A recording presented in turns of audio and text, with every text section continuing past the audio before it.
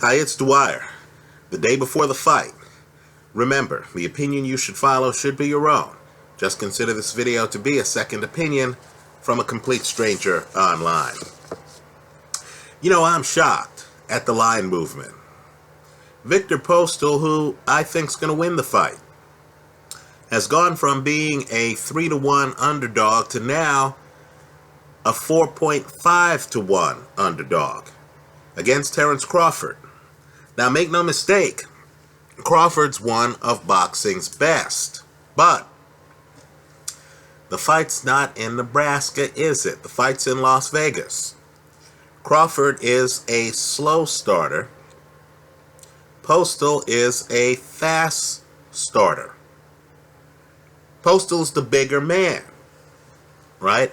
Postol's gonna set a pace that won't allow Crawford to switch back and forth from righty to lefty to righty, right? At a certain speed, you lose the luxury of your plan B, right? If the other guy is forcing you to defend yourself at a great speed, and Postol is a combination puncher, and that's going to take Crawford, in my opinion, out of the zone in which he likes to operate. So, just understand, while Crawford, who is the harder puncher, has beaten tall men before, he's never faced a guy like this, right? Breeders' Prescott doesn't remotely resemble Viktor Postol, right? Postol's a volume puncher, punches in bunches behind a jab and movement, right? You shouldn't be thinking about Breeders' Prescott. You shouldn't be thinking about Ricky Burns with his back up against the ropes, right? Postol's not going to be with his back up against the ropes. He's going to keep the fight toward the middle of the ring because that's where he has his biggest advantage. Nor is Postol Thomas Delorme, right? Because Postol, again, is a volume puncher. He's not looking for that big punch. Rather, he's looking to throw combinations. Don't get me wrong, the combinations include power shots. But Postol's a guy who's, a machine gun operator, right? He's going to come in, it's going to be a pop, pop, pop, pop, back out. That's different from Thomas Delorme, right? So, let's talk about the pacing of the fight. I think Postol's going to come out and win 3 of the first 4 rounds, if not all 4 rounds, right? The fight's in Vegas, trust me. There are going to be some people in the crowd who then are going to get excited.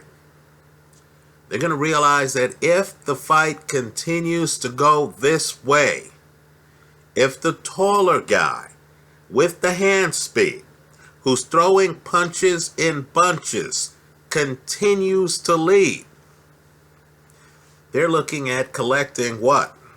Now 4.5-1. There's going to be a buzz. When a boxing crowd senses an upset, the dynamic changes.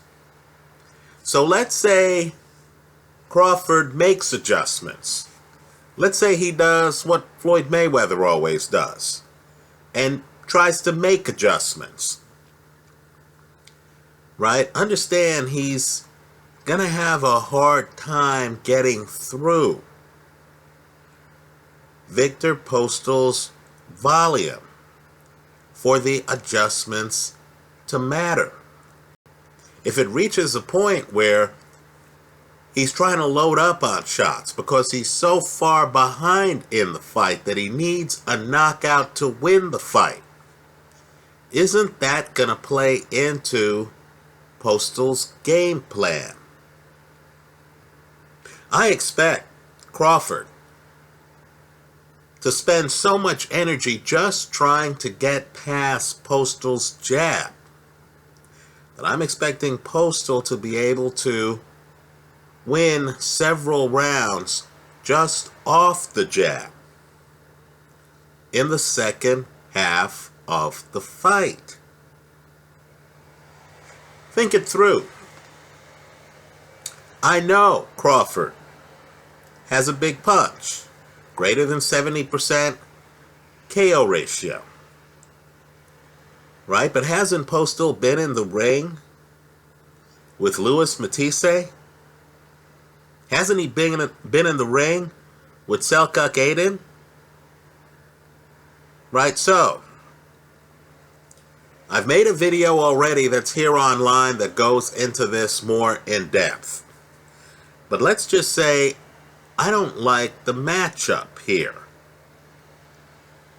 from Crawford's perspective.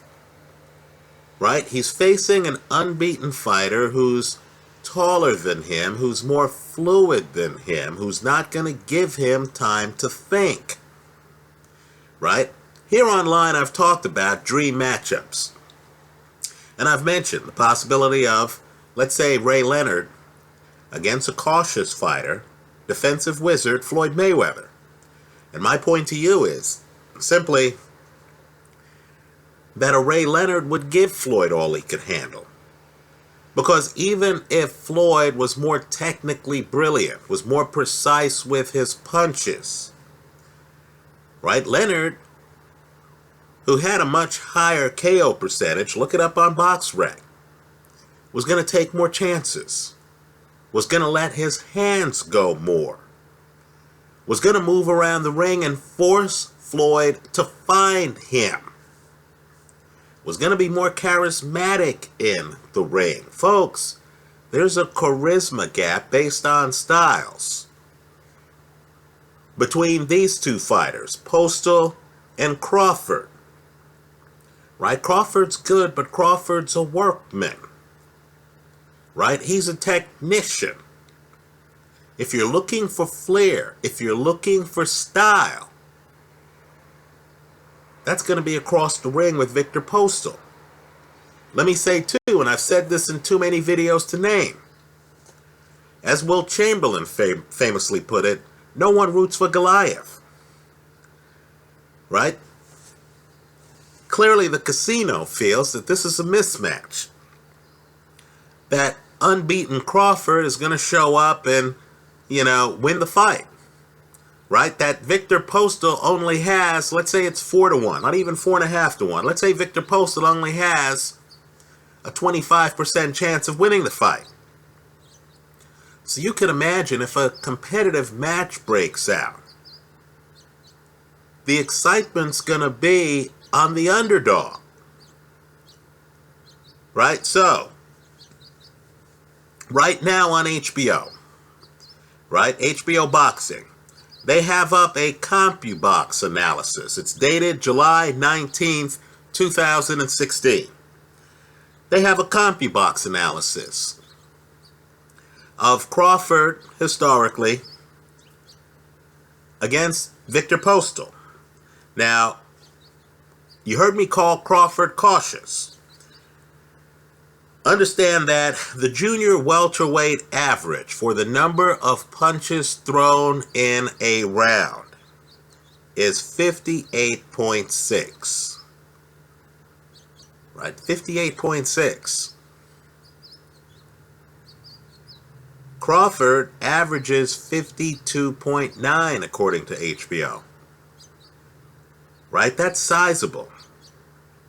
He's almost 6 per round below the average. Right? Think about it. 6 times 12 rounds. Just think about that. 6 times 12 rounds. That's 72 fewer punches over 12 rounds than the junior welterweight average. Right? Crawford is getting by on precision. Right? Not surprisingly, Crawford has a connect percentage of 32.5%. which is higher than the junior welterweight average of 29.5%. But flip it, right? Viktor Postol, with a lower connect percentage, actually throws 70.6 punches per round, right? That's 12 above the average, 12. Think about it. 12 round fight, 12 more punches than average. 12 times 12, that's 144 more punches than the average junior welterweight throws. So, let's introduce a human dynamic. You're a judge at the fight. The two guys come together in the middle of the ring, and you're looking and you're saying, man, I didn't know Viktor Postol was this much taller than Terence Crawford. The fight starts, right? Postol is throwing more punches. You're a judge and you start to realize he has more hand speed than Terence Crawford, right? Because of the height dynamic and because of the volume, Crawford isn't able to get close to Viktor Postol in the early rounds. Crawford, in fact, is taking more time than usual to crack his opponent's code because his opponent is throwing too many punches. We saw this in the 80s.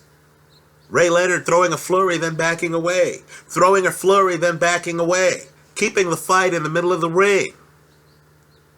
Right? Think Ray Leonard, Duran 2. Right? I'm just telling you. If you reach the 5th round,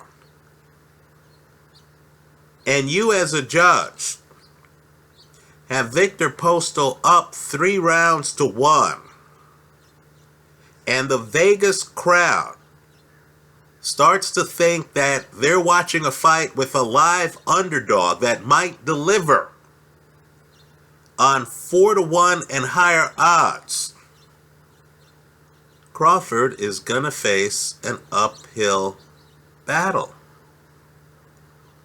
Uphill.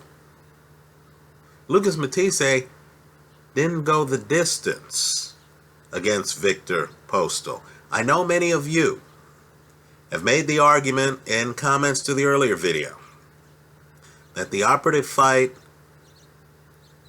is both of their fights against Hank Lundy. Many of you felt that Viktor Postol barely beat Hank Lundy. Folks, that was several fights ago. The world has changed. Fighters evolve. So, what this all tells me is that Viktor Postol is a live underdog here. The value side of the play is with Viktor Postol. Right? Understand, both of these guys have been in big fights before. This isn't a case of, one guy showing up and suddenly the stage is too big. Right? I think the pressure is going to be on Terence Crawford once he realizes that he's behind, that he doesn't have time to politely change between right hand stance and left hand stance. And more importantly, that even when he's in a southpaw stance, Viktor Postol, who moves fluidly, he has the foot speed, is still able to hit him with his jab. Right? Shifting righty to lefty and stuff like that will throw off a lot of guys who can't move around the ring. This guy can. Right? So, I know in my earlier video I said I'm taking Viktor Postol. Folks, I'm still taking Viktor Postol. This fight's going off tomorrow. I think he is a live underdog. That's how I see it. Let me hear from you. I know Crawford is technically magnificent. He's one of the most skilled fighters in all of boxing. He certainly belongs on anyone's pound-for-pound list. Right? But you have to answer the question, what matters more? Whether a guy is on the pound-for-pound list or the styles of the fighters in the individual fight. Right? I believe Viktor Postol's undervalued. I think he has exactly the style and height to give Terence Crawford all he can handle.